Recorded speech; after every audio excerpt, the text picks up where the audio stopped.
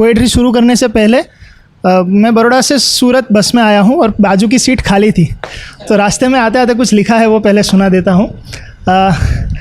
24 का हो चुका हूँ फिर भी बाजू की सीट खाली है।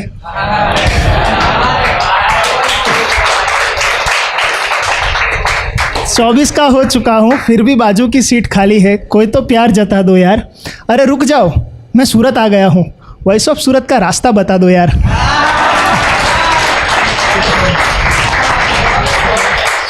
शुक्रिया शुक्रिया।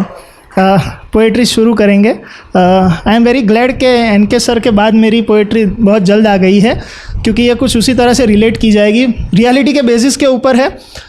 सब रिलेट कर जाना इसके साथ। हर किसी के घर का ये किस्सा है, हर किसी के घर की ये कहानी है। पोएट्री शुरू करते हैं आज की। अस्पताल में मेरा जन्म होने के साथ इसकी शुरुआत होती है। वो कौन था? क्योंकि अभी तो मैंने पहली सांस भी ना ली थी और उसकी धड़कनें तेज़ हो चुकी थी। मेरी पहली किलकारी सुनते ही पूरे अस्पताल में मिठाई बट चुकी थी। याद नहीं मुझे कि पहले किसकी गोद में गिरा था, पर शायद उसी का हाथ था जो सबसे पहले मेरे सर पे फिरा था। हाँ, खाने के वांदे थे हमारे घर में, पर फिर भी खिलौने सजा रखे थे। अपने सपने बीच में ही छोड़कर मेरे लिए एफडी में पैसे बचा रखे थे।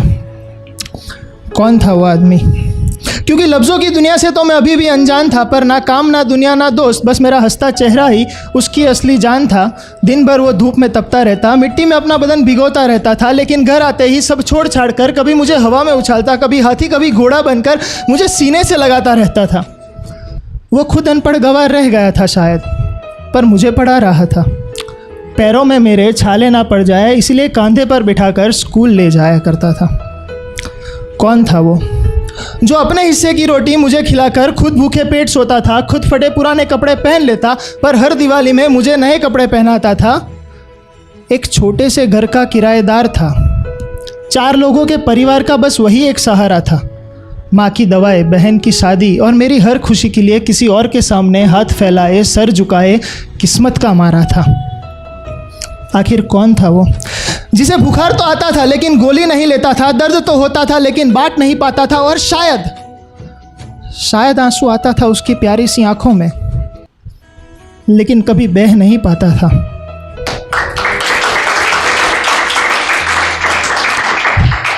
आखिर कौन था वो जो मेरी जवानी के साथ खुद बूढ़ा हो रहा था? दर्द ने उसके पैरों को जकड़ रखा था, पर मेरे लिए भाग रहा था। जवानी मुझ पर चढ़ती गई, बाल उसके सफ़ेद होने लगे। जवानी मुझ पर चढ़ती गई, बाल उसके सफ़ेद होने लगे। जो अब तक मेरी आंखों के साथी थे, आज वही आंसू उसकी आंखों से रोने लगे। घुटनों से लेकर चलने तक का सफ़र मैंने उसके साथ तय किया। घुटनों से लेकर चलने तक का सफ़र मैंने उसके साथ तय किया था, लेकिन अब जवानी मुझे दौड़ने के लिए कह रही थी और वो मेरे साथ नहीं दौड़ सकता था। इसीलिए अपनी मंजिल तक पहुंचने के लिए मैं इतना नीच बन चुका था कि उसे बीच राह में बेहाल बेसहारा गिरता हुआ छोड़ देना चाहता था। आखिर भूल जो गया था। कौन था वो? क्योंकि अब पैसे जो कमाने लगा था तो उसकी हर नसीहत मुझे गुस्सा दिलाती थी, और बेटा सब ठीक तो है ना, उसकी ये हमदर्दी भी मानो मेरे सीने में आग लगाती थी। वक्त ने करवट बदली।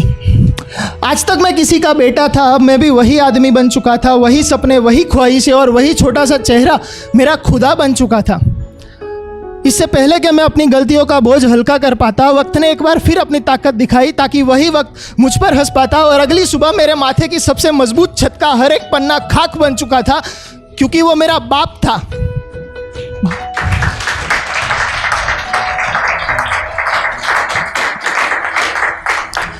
क्योंकि वो मेरा बाप था जो राख बन चुका था।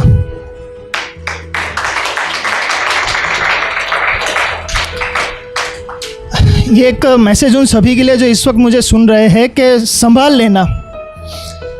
लेना उन लड़खड़ाते कदमों को जो आज छड़ी का सहारा लेकर चल रहे हैं, क्योंकि याद रखो कल तुम्हारा बेटा भी समझदार होगा, और अगर नहीं कर पाए अपने पिता से सच्ची मोहब्बत तो वही बेटा इन्हीं लफ्ज़ों का हकदार होगा। और दुआ करता हूँ वो लम्हा तुम्हारी ज़िंदगी में कभी ना आए, क्योंकि उस लम्हे का हर एक कतरा बहुत ही दर्दनाक होगा। लेकिन वक्त अभी भी बचा है तुम्हारे पास थोड़ा सा, क्योंकि कल इसी वक्त का हर एक लम्हा तुम्हारा कर्जदार होगा। और ज़रा सोच के देखो, आज तो वो तुम्हारा बाप है, कल अगर वो ना रहे तो क्या होगा?